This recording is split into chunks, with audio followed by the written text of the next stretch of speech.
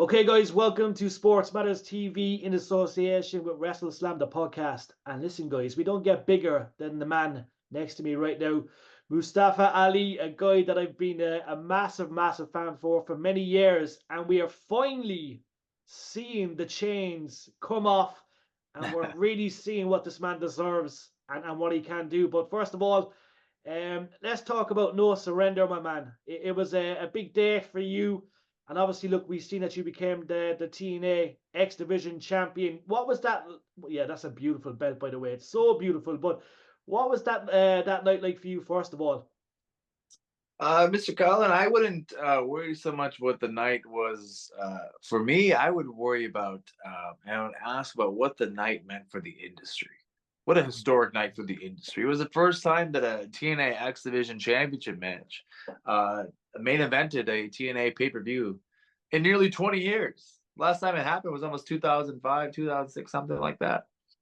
And I would like to remind the good people, the citizens of TNA Wrestling, that look what I was able to accomplish on my first night, main event of the TNA pay-per-view for the X Division Championship. Won the championship, another historic fact, never been done before in the history of TNA. But I did it again for the greater good, to restore the honor and the dignity and the greatness of the X Division. And then a few months later, I just happened to fall onto the cover of PWI, a feature story on me and my successful World Tour campaign. And on that cover happens to be the TNA X Division Championship. Again, something that hasn't happened in almost 20 years. So I want everyone to know that the X Division is back and we are on track to making it great again. And we thank you very much for that, first of all, because it was, when we heard TNA Mustafa Ali, we said, look, yeah, he's a future world heavyweight champion, but that X Division championship needs more recognition, and you were the man to do that.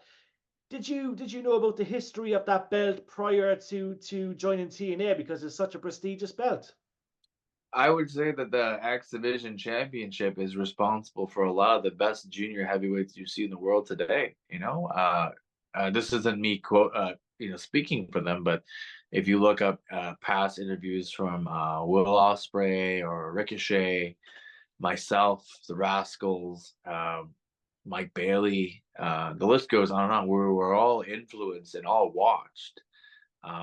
These X Division greats lay down the groundwork for what we do today. And without them, I've always said what's great about the X Division is that they cleared a path for us to walk on now, and now we're able to walk on that path. And again, that's why I take this championship so seriously in my campaign so seriously. I want to achieve that greatness, because once the X Division Championship reaches that level again and surpasses that level, I will be responsible for the next generation that comes in. There's someone watching right now, Mustafa Ali, put on these classic X Division matches, and they're going to be sitting with you in a few years, Mr. Coughlan, and they're going to be like, yeah, I watched Mustafa Ali at the TNA Rebellion pay-per-view, and then that's what I knew what greatness was, and I'm chasing that.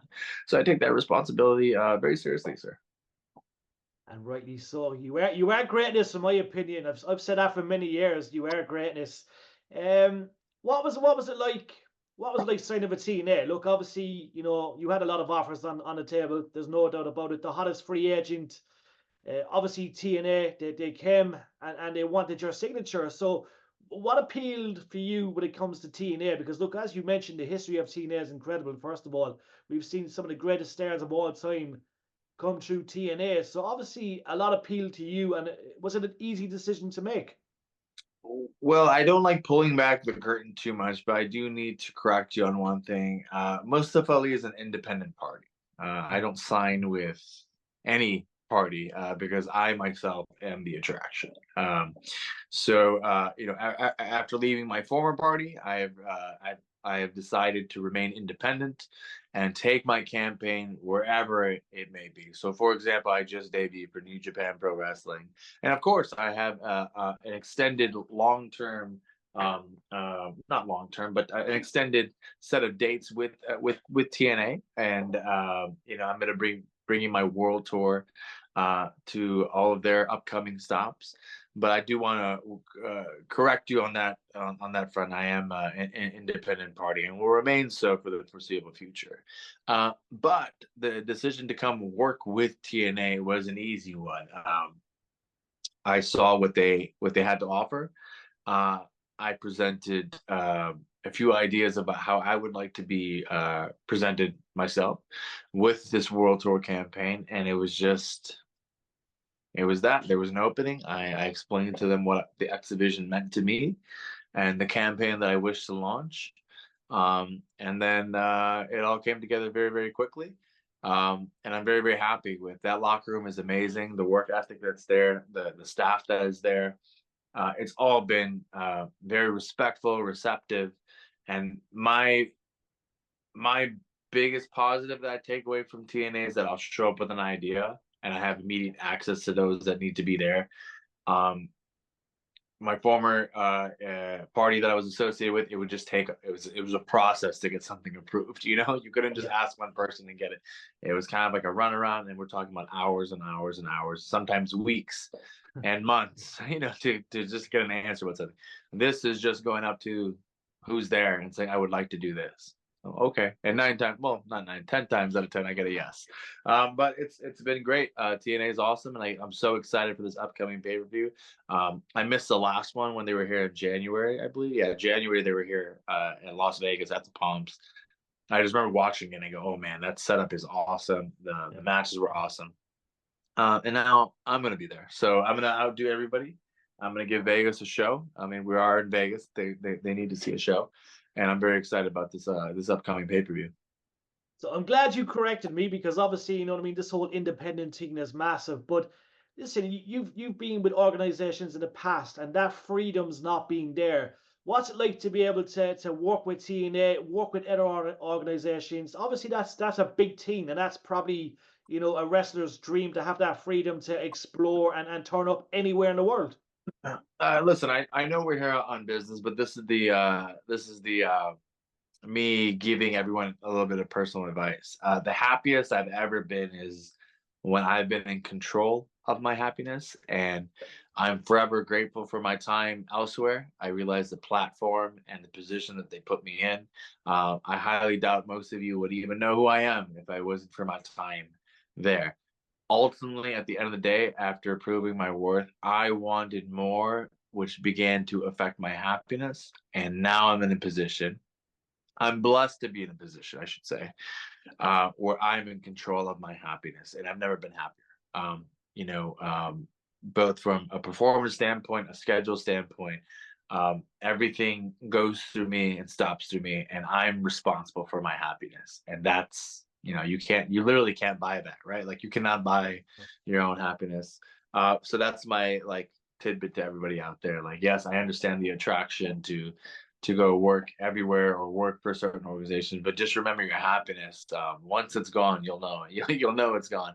I'm happier than I've ever been, and it was needed. Again, forever grateful for my time, for everywhere I've ever worked, because it made me into the man and the performer, into the leader that I am today. And you don't learn without going through the fire, and I've gone through the fire quite a few times, and now I'm fireproof, baby. So I'm happy, and I attribute my happiness to just being in control this time. I absolutely love that. That was well put. Let's talk the TNA roster right now, because you're going to have many challenges, for that title. But let's talk Josh Alexander first of all. Do you rate Josh? Is he a guy that could bring the best out of you? Now, Mr. Alexander and I, we have met a few times in other locker rooms years ago. But I'll be honest with you. My first night in, I sat in the locker room. I looked up, and Mr. Alexander was staring at me, and I stared right back at him. And I think Mr. Alexander has the same mindset of me when I walk in the locker room. I'll size up the locker room, like, who here can actually hang with me? And I think Mr. Alexander saw me walking in the locker room and immediately started sizing me up. I did it right back to him. So it's inevitable. It's two alphas, two guys that think they're untouchable in the ring. I've seen a lot of Josh's work. I think his match with Will Ospreay was amazing at TNA. And I think it's inevitable that one day we're gonna dance. And like I said, it's just gonna be two alphas one's going to eventually have to go down. So it's inevitable, but I have a lot of respect for Mr. Alexander. And I look forward to our inevitable confrontation. But again, the locker room is just such a mix of like veterans, up and coming stars. It's a great locker room with a lot of guys that I feel like I could just name somebody. I can't really name anybody that I can't tear it up in the ring with. I mean, largely due to how talented I am. But I'll give the TNA roster its credit. It's filled with talent that would make my job a little easier. But yeah, Mr. Alexander is definitely someone that stands above the rest. I love that. They were good words. Now, we mentioned one more wrestler before we ask a few more questions. We have to mention a guy that the world knows, Dolph Ziggler, a.k.a. Nic Nemeth. He's a guy that you know very well. Now, obviously, he's doing a bit of business in TNA, just like yourself. He's floating around. He's making a lot of noise. That's another match that we would love to see on a TNA pay-per-view in the near future. But listen, it's surely only a matter of time before we do see that match on a TNA pay-per-view main event in months to come. Oh, I would love to dance with Mr. Nemeth this time with a little more emphasis on the match. Like, yeah, you had mentioned we have shared the ring a few times on TV. But the matches weren't very long. But I will tell you this: there was some random weekend for a non-televised. It was a live event, and I did have the pleasure. Well, Mr. Nemeth also had the pleasure of stepping in the ring with me. But I tell you what, man, he is everything that he says he is. The man can go. He's one of the best going today. I think he's one of the best to ever do it. I would really be interested to see what we could do in a TNA ring. I think it would be an amazing match. I think he would quite enjoy himself as well. But I think ultimately the campaign is just too strong for Mr. Nemeth. Mr. Nemeth fights for one. I fight for many, So at the end of the day, it'll be one man against a million because I represent millions with this goal, with this campaign, and with this agenda. So again, an honor to get in the ring with Mr. Nemeth, but he would also fall. Love it. Now, we mentioned pay-per-view, pound-for-pound rankings, okay? I know Sarah Sports Matters TV and WrestleSlam have Mustafa Ali #1 in the world, okay? We rate you the best in the world, okay? So this is the question for you. Who would you think could be number 2? Number 2 best in the world? Yes.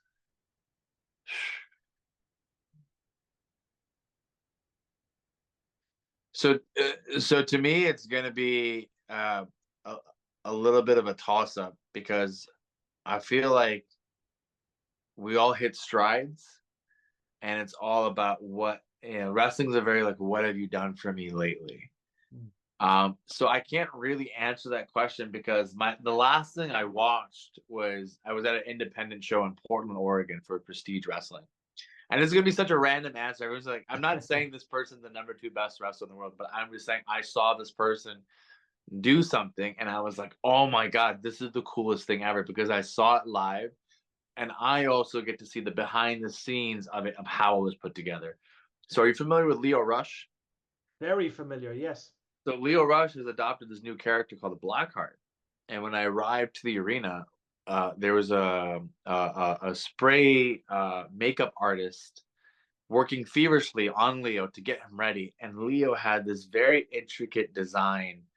It must have cost him a pretty dime. And I always respect anyone that reinvests in themselves because but Lio was basically reinventing himself completely.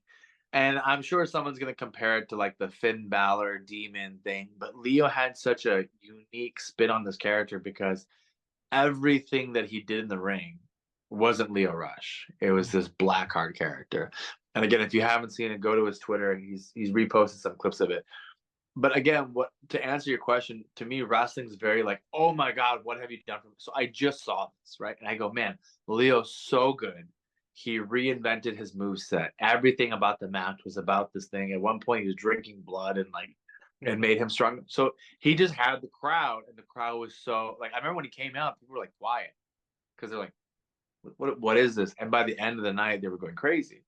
So at that time, I go, "Oh man, Leo's a genius." And then on Monday, I see Sami Zayn walk through the crowd on Raw. And I go, oh my God, that's so cool. That's amazing. So you get what I'm saying? Like it's just what happens. So like in what we do, I think it's really silly to go, oh, this person's better than this. It's like, who has the opportunity? Because here's the thing, like I could be really good at hitting home runs, but if you never call me up to bat, but if someone in front of me gets to go up to bat 4 or 5 times and they finally hit a home run, they go, yeah, look at that guy. Like, you get what I'm saying? So that's how our business works. So for me to go, so-and-so is better. To me, it's just like, okay, the better question is, who have you been enjoying lately? I enjoy Leo. I enjoy Sammy stuff. I enjoy Ron. I enjoy R-Truth, with his things. I really enjoy what Nic Nemeth's doing. A great admiration for Mr. Alexander, Mr. Macklin. Like a lot of guys are doing a lot of cool stuff. I finally got to mix it up with Speedball, Mike Bailey, it's just I'm wrestling each weekend. So each week I go, oh, did you see what this guy did? Did you see what this guy did? So this weekend was Leo Rush. I just thought what he did with the Blackheart stuff was amazing, and I can't wait to see it on TV one day. I love it. Mustafa, as always, my man, it's great to get an insight of pure greatness. We look forward to all the future pay-per-views and seeing you pop up in every corner of the world. We hope to see you in Cork, Ireland.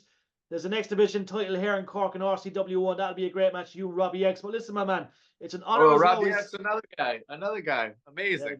Another guy. But we will catch you very soon, my man. Keep up the great work. And listen, you're our pound for pound number 1. You're our guy. Mr. Coughlan, thank you so much again. I appreciate your time and all the compliments. Anytime, my man. We'll catch you soon.